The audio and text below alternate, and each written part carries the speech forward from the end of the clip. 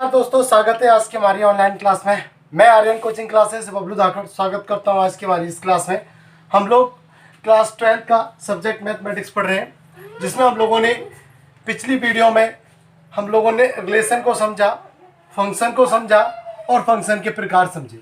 अब आगे हम लोग देखेंगे फंक्शन का समायोजन, यानी कंपोजिशन ऑफ द फंक्शन और इन्वर्टेबल फंक्शन। इन्वर्टेबल फंक्शन क्या होता है और फंक्शन का कंपोजिशन यानी समायोजन क्या होता है, ये हम लोग पढ़ेंगे। तो समायोजन आप लोग जानते हैं, समाना मिलाना, उसमें तो वो किस तरीके से ये होता है। तो इसकी पहले अपन डेफिनेशन की बात करते हैं। तो इसकी परिभाषा क्या कहती है? तो परिभाषा कहती है कि मान लीजिए कि कोई फलन ए से बी, कहाँ से? ए से बी एफ हो और कोई फलन बी से सी जी हो। मतलब आप लोगों के एक फलन एफ है और एक आप लोगों का जी है, तो दो फलन हैं। तब एफ और जी का संयोजन, मतलब एफ और जी को संयोजन करेंगे, मिलाएंगे अपन, तो वो क्या बनेगा? जी ऑफ एफ बनेगा। क्या बनेगा? जी ऑफ एफ, यानी गॉफ बनेगा। क्या बनेगा? गॉफ। गॉफ के द्वारा निरूपित होता है। तथा जीओपी, इसको अपन पढ़ते कैसे हैं? तो इसको अपन ऐसे पढ़ते हैं कि जीओपी यानी G of X, G of F है। क्या है यहाँ पे? फलन क्या है? तो ए से सी है। क्या है? ए से सी। इसको अपन ऐसे भी लिख सकते हैं कि जी ऑफ एक्स, इसको इक्वल टू में लिख देंगे जी ऑफ एफ एक्स। समझ में आया? जहाँ पर एक्स जो है वो बिलोंग करेगा कहाँ से? ए से। समझ में आया? ए जो सेट है उससे करेगा। चलो, तो एक एग्जांपल हम लोग देखते हैं कि जैसे कोई सेट है, ये ए सेट है, एक दूसरा सेट है आप लोगों का बी, और एक तीसरा सेट है जिसका नाम है सी। तो इसका कोई एलिमेंट है एक्स। क्या है? एक्स। तो ये मैंने बताया, ये जो फलन है ए से बी, ये एफ है, यानी ए से और बी जो फलन है वो आप लोगों का क्या है? एफ है। समझ में आया? ये जो फलन है वो क्या है? आप लोगों का एफ है। ठीक है। और बी से सी जो फलन है वो आप लोगों का क्या है? वो आप लोगों का जी है। क्या है? जी। तो आप लोग देखेंगे कि ए से बी का फलन एफ है और बी से सी का फलन क्या है? जी है। दो अलग अलग नाम है। तो अपन डायरेक्ट क्या बोल सकते हैं कि भाई ए का सी से, तो वो क्या होगा? ए का सी से जो होगा वो होगा जी ओ एफ, यानी जी ऑफ एक्स। क्या कहलाएगा? जी ओ एफ। तो समझ में आया आप लोगों को कि ये किस तरीके से ये फंक्शन होता है, ये कैसे ये वर्क करते हैं। यहाँ पर आप लोग देखेंगे कि ये बी जो होगा वो फलन एक्स होगा, और यहाँ पर जो प्राप्त होगा वो इस प्रकार से प्राप्त होगा, आप लोगों का जी ऑफ एफ ऑफ एक्स, इस तरीके से मिलेगा।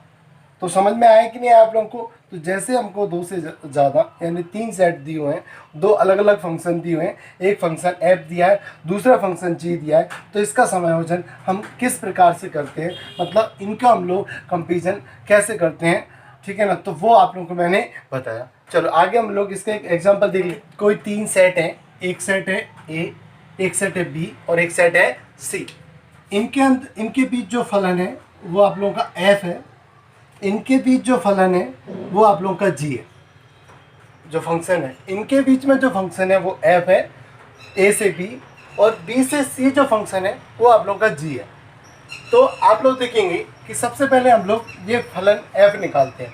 फलन एफ निकालते हैं तो मैं एफ ऑफ 2 रखूँगा तो मुझे क्या मिलेगा? 3 मिलेगा। और अगर मैं 3 रखूँगा तो मुझे 4 मिल रहा है, और अगर मैं 4 रख रहा हूँ तो मुझे 5 मिल रहा है। ऐसे 5 रखूँगा तो क्या मिलेगा? मुझे 9 मिलेगा। तो समझ में आया कि ऐसे मैं 5 रखूँगा तो मुझे क्या मिलेगा? एफ ऑफ 5 रखूँगा तो मुझे 9 मिलेगा। तो ये तो क्या होगा? ये ए से बी का फंक्शन हो गया। ऐसे ही हम लोग बी का सी से देखते हैं। तो मैं यहाँ पर 3 रखूँगा तो मुझे क्या मिल रहा है? 7 मिल रहा है। 4 रखूँगा तो 11 मिल रहा है। नहीं, 4 रखने पर भी आप लोग देखेंगे यहाँ पर 4 रखने पर भी क्या मिल रहा है? 7 मिल रहा है। ऐसे ही इधर 5 रखने पर भी क्या मिल रहा है? 11 मिल रहा है, और 9 रखने पर भी क्या मिल रहा है? 11 मिल रहा है। तो आप लोगों ने देखा कि ये तो हो गया ए से बी का फंक्शन, ठीक है, और ये हो गया बी से सी का। अब हमसे पूछा जाता है कि जी ऑफ गॉफ निकालो या जी ऑफ एफ निकालो, तो वो क्या होगा? तो आप लोगों को यही देखना है कि इधर से जाते हैं तो आप लोगों का गॉप बनता है, मतलब एफ से जी पे जाते हैं तो क्या बनेगा, गॉप। अब आपसे गॉप पूछता है तो क्या है, तो देखो गॉप में यहाँ पर आप लोग देखेंगे गॉप होता है ये ए से सी होगा, क्या होगा, ए से सी होगा, जिसको बोलते हैं अपन जी ओ एफ, ठीक है ना।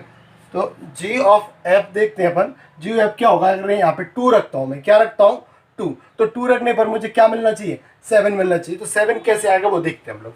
मैंने 2 रखा तो मैंने बताया कि इसका होता क्या है, तो ये होगा जी ऑफ 2, यानी सबसे पहले F2 रखेंगे। तो F2 की वैल्यू कितनी है, यहाँ पर F2 की वैल्यू कितनी है, 3 है, तो मैंने 3 रख दिया। अब जी ऑफ 3 निकालेंगे तो जी ऑफ 3 की वैल्यू कितनी है, 7, तो 7 मिला, यानी जी ओ एफ आप लोगों को क्या मिला, 7 मिला। ऐसे ही हम लोगों से कोई पूछता है कि जी ऑफ, यानी यहाँ पर 3 पूछे, क्या पूछे 3, तो दूसरा ऑप्शन देखते हैं, हम लोगों को बोला कि जी ऑफ 3 क्या होगा, तो ऐसे लिखेंगे जी ऑफ F3। अब F3 की वैल्यू क्या है, तो यहाँ पे जी ऑफ F3 की वैल्यू कितनी है, 4 है, तो मैंने लिख दिया G और ये 4 आया। अब G4 की वैल्यू कितनी है, तो G4 की वैल्यू 7 है, तो आप लोगों को पता है ये कितना होगा, 7 होगा।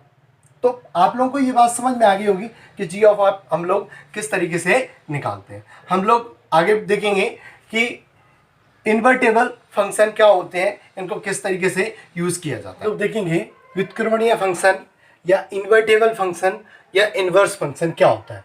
तो परिभाषा देखते हैं हम लोग। इसकी परिभाषा क्या बोलती है कि कोई फलन f x टू y हो तो वो व्युत्क्रमणिक कहलाएगा यदि एक फलन g बाय 2x हो।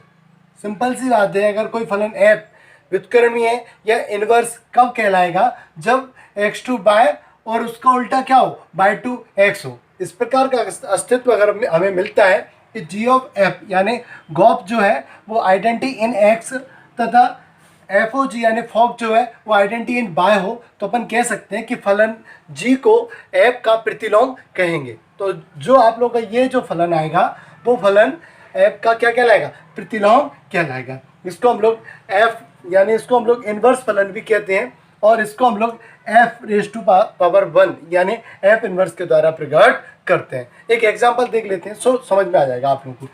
जैसे कि कोई एक फंक्शन है और ये एक दूसरा फंक्शन है, यानी ये आप लोगों का एक समुच्चय है, एक सेट है A और एक दूसरा सेट है B, इनके बीच में फंक्शन है आप लोगों का F। इसमें कुछ एलिमेंट्स हैं 1 2 और 3, और इसमें कोई एलिमेंट्स हैं A B और C।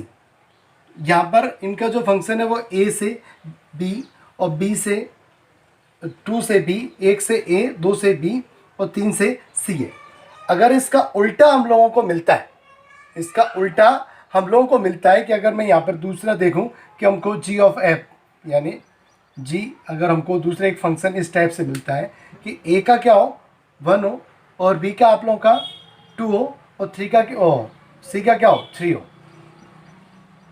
यानी इसका ये और इसका ये हम लोगों को अगर इस तरीके से मिलता है तो ये g ऑफ x यानी ये जो गॉफ है वो आप लोगों का क्या कहलाएगा, इनवर्स फलन कहलाएगा, या इसको हम लोग बोलेंगे व्युत्क्रमणीय फलन कहेंगे। इसको हम लोग f इनवर्स से दर्शाते हैं। तो समझ में आया कि नहीं आप लोगों को। इसमें एक चीज़ और ज़रूरी है कि आप लोगों का जो फलन है वो आप लोगों का 1 and 1 फंक्शन होना चाहिए। क्या होना चाहिए, 1 and 1 फंक्शन होना चाहिए। और अगर ऐसी कंडीशन मिलती है तो वो फंक्शन नहीं होगा, तो वो फिर इनवर्स भी नहीं होगा। जैसे कि इधर 1 2 और 3, इधर A B और C और D ले लिया हम लोगों ने, तो एक का A से, 2 का B से और 3 का C से ये फंक्शन है कोई, ठीक है ना, ये x है और ये y है, इनमें कोई फंक्शन है आप लोगों का f दिया हुआ है, ठीक है। तो हम लोग इसका इन्वर्स देखेंगे तो एक का A का 1 से मिल रहा है, B का 2 से मिल रहा है, C का मिल रहा है, मगर इसमें D का मिल रहा है क्या, नहीं मिल रहा है, तो आप लोगों का ये इन्वर्स फंक्शन नहीं होगा। तो समझ में आया कि नहीं आया आप लोगों को। तो इसमें आप लोगों को बस यही समझना है कि भाई A का B से है तो आप लोगों का B से A का आप लोगों को कोई फंक्शन मिल रहा है और सभी जो एलिमेंट्स हैं उनका फंक्शन मिल रहा है, तो हम लोग कह सकते हैं ये आप लोगों का इन्वर्स फंक्शन होगा, या इसको बोलते हैं हम लोग इन्वर्टेबल फंक्शन होगा। समझ में आया कि नहीं आया। चलो हम लोग एक और एग्जाम्पल देखते हैं कि यहाँ पर कोई फंक्शन है real number to real number का कोई फंक्शन है, और मैंने कोई function f of x equal to ले लिया 2x प्लस 3। तो यहाँ पे देखेंगे कि f ऑफ x क्या होता है, ये होता है बाय, मतलब ये आप लोगों का रेंज होती है, तो बाय बराबर क्या होगा f ऑफ x, और ये f x क्या है 2x प्लस 3 है, तो मैं इसको ऐसे लिख सकता हूँ y बराबर 2x प्लस 3। इसको हम लोग सॉल्व करें तो हम लोग को क्या मिलेगा, x की वैल्यू अगर हम लोग निकालें तो 3 को इधर ले आए तो माइनस का हो जाएगा, 2 का हम लोग डिवाइड करें तो क्या मिलेगा आप लोगों को, x की वैल्यू मिल जाएगी, ये x की वैल्यू।